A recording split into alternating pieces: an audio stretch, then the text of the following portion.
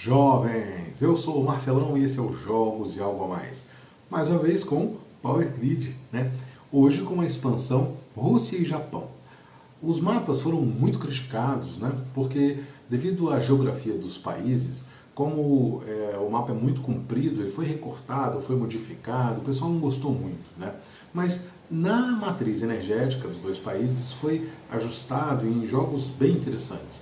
Na Rússia, um mercado bem adulterado, com muito petróleo, urânio barato e com uma mecânica econômica difícil, transforma o jogo em outra coisa. E no Japão, aí sim, um mapa verdadeiramente claustrofóbico, apertado, onde você tem cidades que só vai abrir no Step 2 e 3, então com mecânicas diferentes que transformam o jogo em algo muito interessante, nós vamos conferir aí nos mapas. Vamos lá!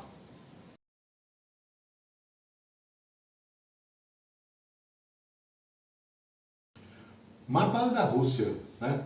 Como eu falei, a geografia é bem diferente, o mapa ficou esquisito, ficou condensado aqui na parte europeia e a parte asiática ficou bem espaçada.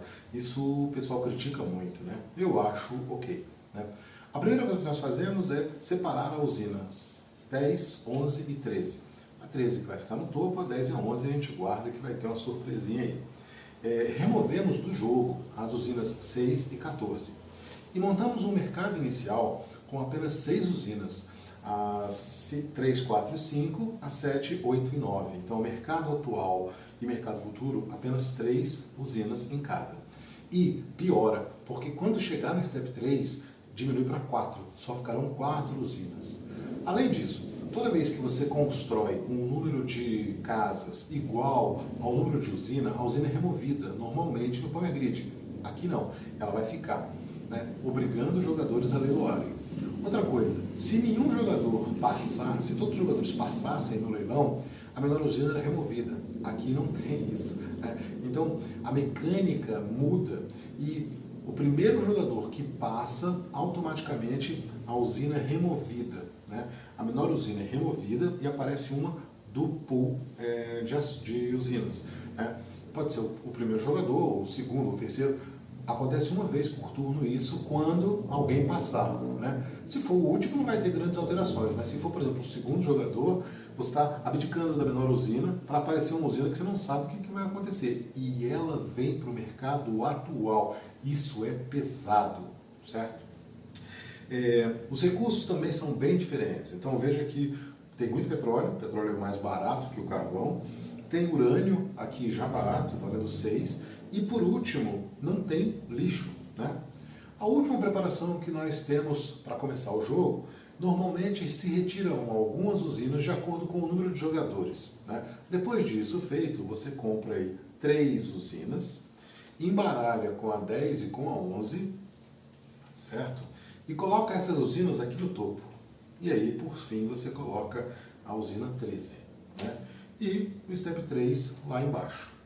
Então, essas são as arrumações, as providências para começar o jogo. Então o jogo fica muito tensionado aqui nessa parte mais próximo da Europa, né? E aqui na Ásia você tem conexões mais caras e tudo mais difícil, né? Então é um jogo bem diferente por conta dessas restrições de mercado. É como se fosse um mercado preso, vamos dizer assim. O nosso Algo a Mais fala justamente sobre isso. Então, na antiga União Soviética, você tem, desde 1949, um programa para produzir a bomba atômica muito incisivo. Então, a produção de urânio, várias usinas nucleares, ela começa sendo cedo, né? Além disso, a Rússia é o segundo maior produtor de petróleo do mundo e hoje em dia produz uma quantidade enorme de gás natural. Eu não sei por que ele optou por favorecer aí o petróleo e o carvão e não trocou, talvez, pelo lixo, né, como sendo o gás, mas de qualquer maneira não há uma reciclagem, não há uma consciência ambiental na União Soviética e na atual Rússia, né? Então isso talvez seja a explicação.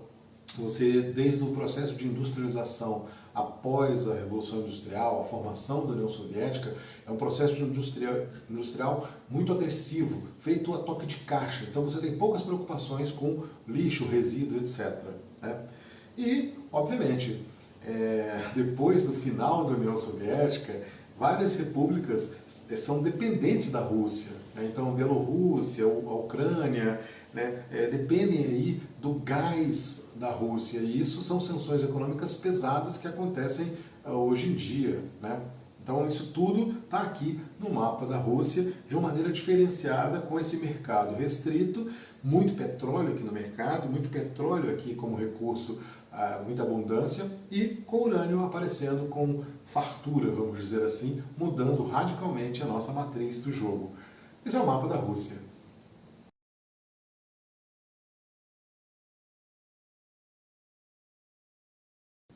Mapa do Japão.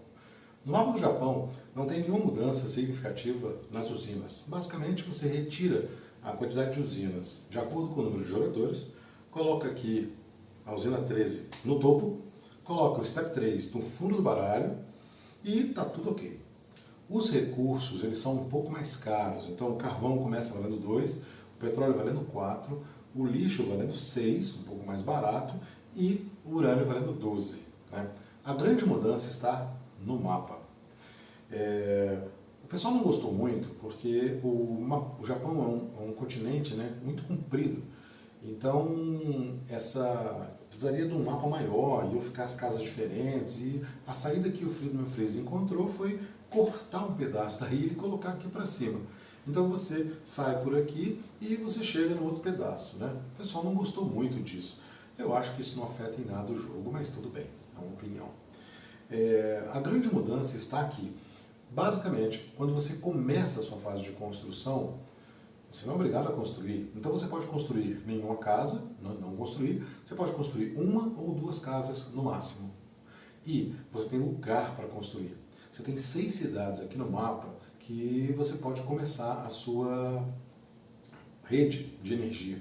E essas 6 cidades são determinadas. Então, basicamente, em Fukuda, Osaka, Kobe, Yokohama, Tóquio e Sapporo são as 6 cidades que têm 2 espaços de valor 10 e um espaço de valor 20, ou seja, 2 espaços para a pessoa começar a cidade, né, começar a sua rede de energia, e um espaço que só vai ser ocupado no Step 3. Outra particularidade, tem cidades que só tem 2 espaços. Ou você coloca uma casa, um espaço valendo 10 e outro valendo 15, e outras cidades que têm um espaço valendo 15 e outro valendo 20, ou seja, cidades que só ficam habilitadas no Step 2 e 3, e cidades que só vão até o Step 2. Isso dá uma dinâmica bem diferente aqui no jogo, porque no começo você pode começar num lugar, né, com uma casa ou com 2, ou você pode começar num lugar e começar em outro lugar, 2 redes diferentes, colocando uma casa em cada. E você tem que prestar bem atenção nessas cidades, porque se você perder a entrada no Step 2, você não vai conseguir entrar mais nela. Isso é muito diferente no jogo, fica bastante preso, né? Para 4, 5 jogadores isso aqui fica o caos, né? Enfim. O nosso algo a mais é justamente sobre o padrão energético e o que levou essas cidades, né? Esse desenvolvimento, vamos dizer assim, fracionado. É difícil esse desenvolvimento ser pleno e todas as cidades serem 3, porque o Japão ficou muito tempo dependendo de combustível, né? Então 60%, 50% de petróleo ele tinha que importar, né? Gás natural também.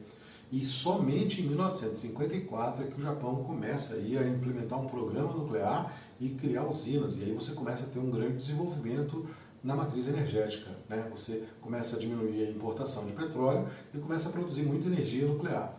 O parque nuclear do Japão, até 2011, tinha 53 reatores, então quer dizer, praticamente entre os 3 maiores do mundo.